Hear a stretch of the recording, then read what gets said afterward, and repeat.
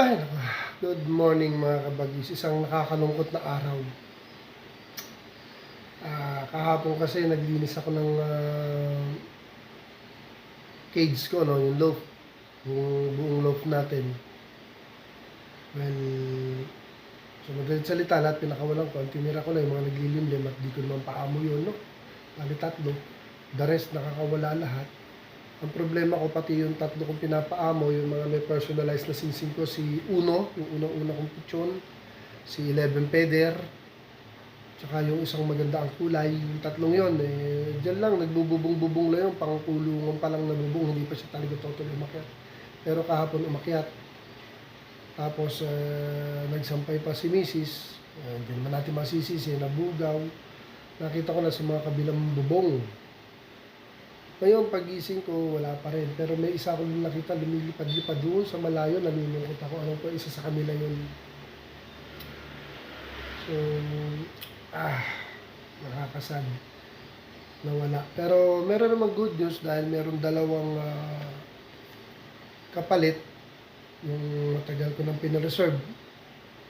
At ngayon lang naibigay. At, inatid pa sa akin.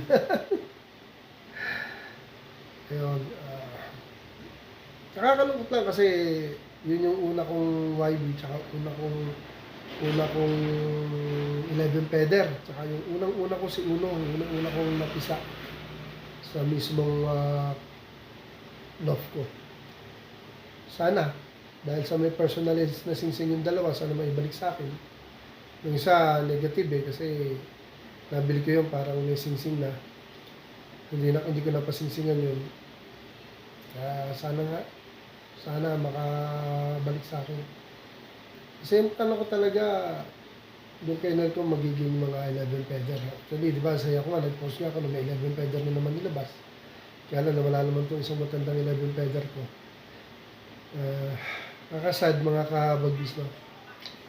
Yun, nagkwento lang ako mga kabagis. Medyo talagang totally nakakasad. Dito muna. Ako'y magmumuni-muni muna. Kaya naabangan ko na may mag-text sa akin na may mag-soli. Yan lang. Sana nga. Dito muna. Have a nice day and good morning sa atin lahat. Huwag tayong titigil sa gusto natin dahil ito yung gusto ko. So wala ba lang. Okay? Have a nice day po sa atin lahat. Thanks for watching. Thank you for watching.